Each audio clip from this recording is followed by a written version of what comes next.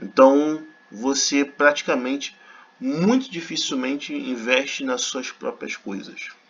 E essa é a balança também que faz ser desigual em relação quando você vai buscar os seus direitos. Bom, pelo menos esse ponto está bem explicadinho e bem claro aquilo que eu quis dizer para você. Quase eu falei pouco da figura da tela, mas vai ficar um pouquinho grande esse vídeo, mas eu vou falar um pouco para não ficar uma coisa que quebra a cabeça, né? Então vamos lá, né? Eu sempre falo da questão da hierarquia, tá? Então você tem que ter consciência que dentro do meio produtivo, né, que é uma cooperativa, existe uma hierarquia que ela vai te fixar, sendo auxiliar, sendo profissional, sendo técnico, graduado, pós, mestrado, polimata, aquele que cria, modifica, transforma, desenvolve os recursos naturais. E aí abaixo desses cargos aqui são os auxiliares, né? Auxiliar profissional, auxiliar técnico, auxiliar graduado, auxiliar pós-graduado, pós-graduação, auxiliar mestrado, auxiliar polimata. Então isso aqui é uma hierarquia. Uma hierarquia, ela é uma fixação, ou seja, você só vai ganhar aquilo que foi concordado e aquele método de valores que foi concordado. Nem mais e nem menos. Você tem um limite para ganhar o dinheiro para trocar por bens e serviços, tá? Produtos, né? Produtos e serviços, né? Então isso aqui é uma hierarquia, como eu ia falar para vocês, uma fixação, tá? Vocês não vão ganhar mais do que isso, tá? Que é contraditório daquilo que se fala que é acumulação, né? Como é que você vai acumular se você está preso dentro de uma hierarquia, né? Totalmente contraditório. A hierarquia é fixação, né? Não permite você flutuar de profissional para graduado e depois para mestrado, né? Você vai subindo aos poucos, principalmente da parte da graduação, que você não vai pular da graduação para mestrado, né? A não ser alguns cursos específicos não tem pós, né? Mas geralmente você vai ter que subir na escadinha, né? Então é uma hierarquia, só para vocês entenderem, tá? Por que eu coloquei aqui o caminho do produto, tá? Por que eu coloquei isso? Porque o caminho do produto, ele vai especificar para vocês que cada vez que o produto passa de uma etapa para outra, temos ali uma quantidade de trabalhadores, dependendo do tipo do produto, entendeu? Pode variar de 100 mil, 500 mil pessoas. Esses lugares talvez possa ser alugado, então isso vai aumentando o custo do produto, tá? Então ele vem do produto, passa pela fábrica, passa pela distribuição, depois passa pelo atacadista, varejista, chega na lanchonete, tá? Se não ficar na tua casa, chega na lanchonete. Cada um desses lugares que vão passando, até aprofundando aquela questão, o porquê que você não recebe aquilo que é justo através do poder público, né? Aquilo que muita gente vê que é o certo, cada um desses lugares, eles pertencem a uma propriedade de uma pessoa.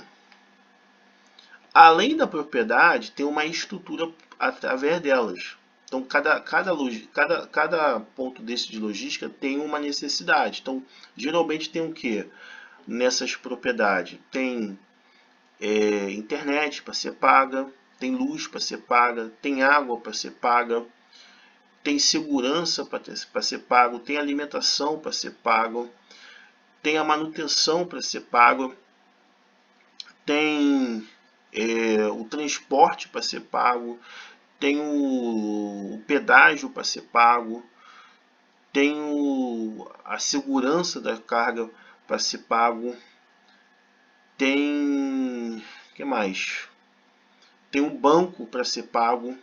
Cada uma dessas etapas e cada um desses serviços que eu estou falando, existe um dono, existe ali um proprietário dentro daquela hierarquia. Então, cada vez que o produto vai passando por uma etapa, ele vai aumentando de preço, evidentemente, e consequentemente chega no final aquele valor absurdo que você vai pagar. Qual é a grande questão dessa questão aqui, tá? Se cada um é um proprietário e cada um vai ditar o preço para você, seria muito difícil o governo se meter nessas questões, tá? Não só porque eles têm a questão dos bens materiais, acúmulo de capital e influência, isso é importante ser falado, mas também, se chegasse a esse ponto, tem esse ponto aqui que quase estava esquecendo, que eles não iriam abrir mão, por exemplo, da sua empregada doméstica. Eles não iriam abrir mão do cozinheiro da casa deles. Eles não iam abrir mão do faxineiro, do jardineiro, do segurança, da babá, do gerente que cuida da conta, da deixa eu ver aqui, já falei da cozinheira, do porteiro. Quanto mais eles ceder o direito daquilo que é justo para a população, menos vai ter pessoas para fazer para eles internamente na casa deles. Na empresa deles também eles podem perder empregado. O que eu quero passar para você é que todo o benefício dentro dessa cooperativa sempre vai acertar uma pessoa. E essa pessoa ela não vai abrir mão dessa regalia porque ela vai ter que fazer as coisas que geralmente você faz. Então, por exemplo, se você na sua casa tem que lavar a louça, fazer comida, fazer uma faxina, fazer uma supervisão da sua obra, tem que pagar uma conta, tem que pegar o filho na escola, tem que lavar o uniforme, tem que dar uma faxina na casa, tem que resolver o problema de família. O que acontece lá no topo da hierarquia, nesse triângulo aqui, é o oposto. Sempre tem gente fazendo para essas pessoas. Então, se o governo também for dar o que é justo, é retirar no topo da hierarquia, quem tem pessoas para trabalhar para essas pessoas, uma babá. É retirar no topo da hierarquia um segurança, um motorista. É tirar no topo da hierarquia, por exemplo, um jardineiro. Aos olhos naturais, humanos, nosso, para a gente não é nada. Mas para quem está no topo da hierarquia, não quer abrir mão do conforto. Porque ele vai ter que fazer aquilo que você faz. Então, tem o trabalhador externo da fábrica, ou da distribuição, atacado, varejista, por aí vai, e tem um trabalhador interno. O topo da hierarquia, ele não vai querer abrir mão desse conforto. Ou seja, a melhoria do coletivo, por isso está aqui essa balança aqui, ela passa por travamento, onde a população que não tem nada disso que eu falei para você, de empregados na sua própria residência ou até na sua própria empresa, tem que trabalhar 12 horas. É um exemplo, tá, gente? Meramente um exemplo. E aquele que comanda a hierarquia trabalha 5, 6. Não faz o esforço braçal do que aquele que está lá abaixo da hierarquia. Então, um outro motivo é esse travamento. É a perda de benefício para quem está no topo da hierarquia, seja aquele que comanda a hierarquia e seja aquele que está abaixo da hierarquia ali, mas está próximo do dono. Não se iluda, tá? O gerente, o administrador, toda aquela galera ali que ganha bem também, que também não tem igual o número de empregado quem é o chefe da hierarquia do trabalho, mas tem as suas mordomias. Isso é muito importante frisar, né? Porque geralmente sempre aponta para o topo. Mas tem o seu subordinado também que tem uma quantidade de empregados e que também comanda empregados dentro da hierarquia do trabalho, tá? Tanto na casa quanto na empresa, para ficar mais fácil o entendimento. Então essa linha aqui de distribuição sempre vai ter um topo da hierarquia que vai comandar essa linha, tá? Produtor, fábrica, distribuidor, atacado, varejista, o da lanchonete, né?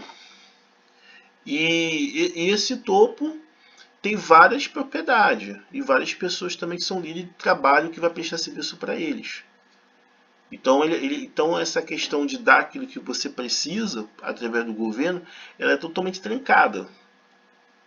Então, esse é um dos problemas, tá? Tem a questão dos empregados, tem os produtos de alta qualidade, ou seja, se você é um profissional, mas o líder da empresa, só para vocês entenderem, ele é um polimata, né? Vamos dizer que ele é um revendedor, mas de grande escala, você ganha 2, mas ele está ganhando, por exemplo, 400 salário mínimo, a qualidade do produto dele é muito superior do que a sua. Então também isso atinge ele. Vai ter que diminuir. Pode ser uma coisa não tão expressiva, mas se for dar para todo mundo, ele vai ser igual a você, como profissional. Então você vê que a questão acaba sendo trancada pela dependência da profissão. E o acesso à autoridade. Esses líderes dessas hierarquias de empresas, de trabalho coletivo, ele tem um acesso muito fácil ao poder público. E ele tem uma condição muito melhor de negociar com o poder público, porque a justificativa sempre deles sempre vai ser o seguinte: ó, se você não fizer o que eu estou precisando, eu tenho 200 mil empregados que vão ser demitidos. O governo, dependendo dele, dessa arrecadação, porque ele não gera emprego, né, ele é um arrecadador, ele entra em desespero, porque como é que ele vai lidar com 250 mil pessoas que são fragmentadas, modo Fordismo?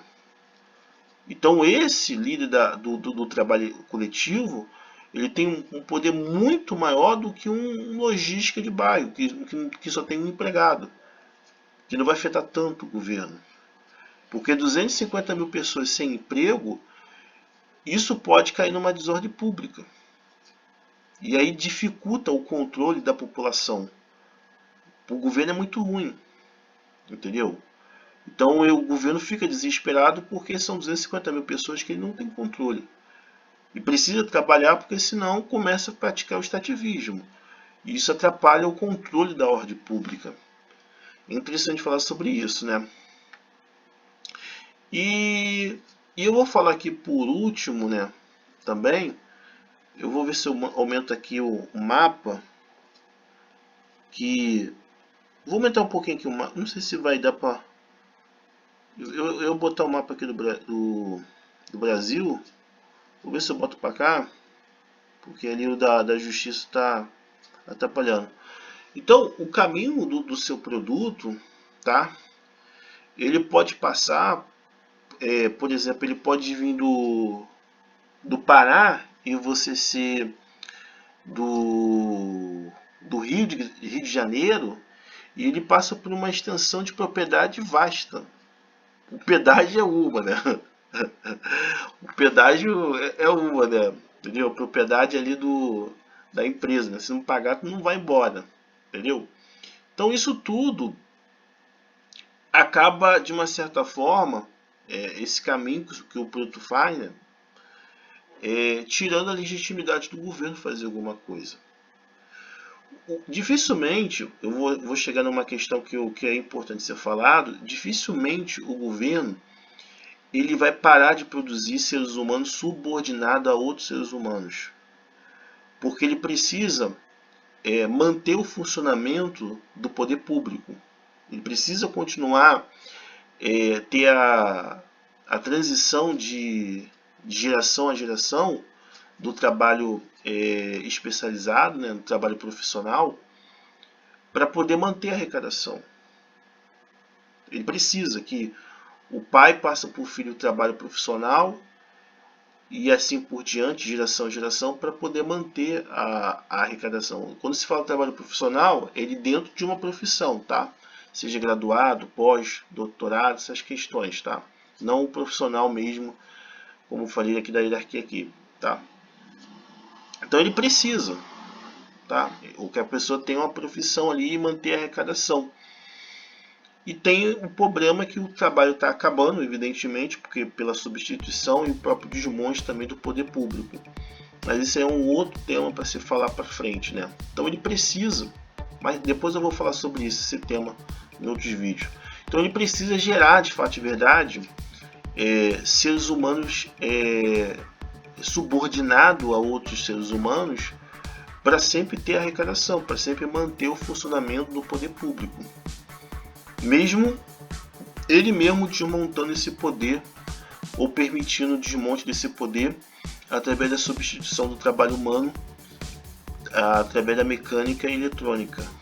Mas ele precisa fazer isso para poder de fato de verdade manter o poder público. Então esse é o motivo, entendeu? Esse é o motivo. Como quebrar isso, né? Como de fato de verdade ter aquilo que eu preciso, ter aquilo que eu necessito, ter aquilo que realmente dentro de uma hierarquia, dentro de uma subordinação humana, como eu sou formado, eu passo a ter é fazendo as suas próprias coisas, é fazendo, plantando a sua alimentação, criando seus animais, gerando energia fotovoltaica, tendo seu carro elétrico, tendo a sua produção de roupa, tendo o seu saneamento básico feito por você mesmo na sua propriedade, fazer de tudo. Não ser dependente do salário de uma profissão, porque só existe duas pessoas que são beneficiadas: a arrecadação do poder público, tá? Isso se torna hereditário, que você vai passar isso para o seu filho para ele ter uma profissão, não especificamente a sua, mas pode ter uma outra, no modo especializado. E, de fato de verdade, quem comanda a hierarquia do trabalho. Porque o restante, tudo vai sofrer o excesso de escassez, como está escrito aqui na tela. Esses são os maiores beneficiados. Infelizmente. Quem está lá em cima não vai dar, e também não tem por que dar. Não tem nada que traz consciência que ele está trabalhando dentro de uma cooperativa. E se você não fizer isso, o seu destino já está determinado. Essa que é a verdade, tá? O motivo do salário ser baixo e o motivo de você nunca receber aquilo que você precisa é porque você é dependente da sua profissão. Seja autônomo, seja de CLT, não interessa. Porque quando você chega na questão do autônomo, você vai querer cobrar o seu valor e as pessoas não podem pagar aquilo que você deseja pagar, receber, corrigindo aqui, tá, gente? Então o que geralmente acaba acontecendo? Acaba acontecendo que você se adapta à realidade de outra pessoa, daquilo que ela pode pagar. Todo o funcionamento da cooperativa, eu até esqueci de falar isso no início, ela não é você que dita o seu valor, é sempre outra pessoa que dita aquilo que o teu trabalho vale. E a única forma de você contrapor essa realidade da nação que acaba acontecendo é você fazendo suas próprias coisas, plantando a sua alimentação, criando seus animais, fazendo a sua roupa, fotovoltaico, tendo a sua oficina de conserto, sendo independente. Porque aí você pode impor o seu valor de trabalho. Agora, dentro do trabalho especializado e como autônomo, muito difícil, porque o funcionamento dessa cooperativa não é você que impõe o seu valor, é outras pessoas que impõem qual é o seu valor do seu trabalho. Por isso que nós temos uma população conveniente com os erros, porque não é elas que decidem, são outras pessoas que decidem o quanto que ela deve ganhar e o quanto que vale o trabalho dela, tá? Por isso que só existe 3 tipos de pessoas que decidem aquilo que vai ganhar, tá? Isso aqui é um bônus nesse vídeo. Só existe 3 pessoas 3 grupos, né, que decidem aquilo que vai ganhar, tá? O primeiro é o legislativo. Ele decide aquilo que ele vai ganhar. Então, todo deputado federal e estadual, ou até o vereador, decide aquilo que ele vai ganhar. Nem o executivo, nem o judiciário decide aquilo que ele vai ganhar. Ele pode ali oferecer uma proposta, o quanto que ele quer. Mas o único que decide ali é o legislativo, o valor do seu salário. Quem está abaixo da hierarquia ali, tudo vai ter que aceitar aquilo que é oferecido a eles. Eles não podem ditar o valor.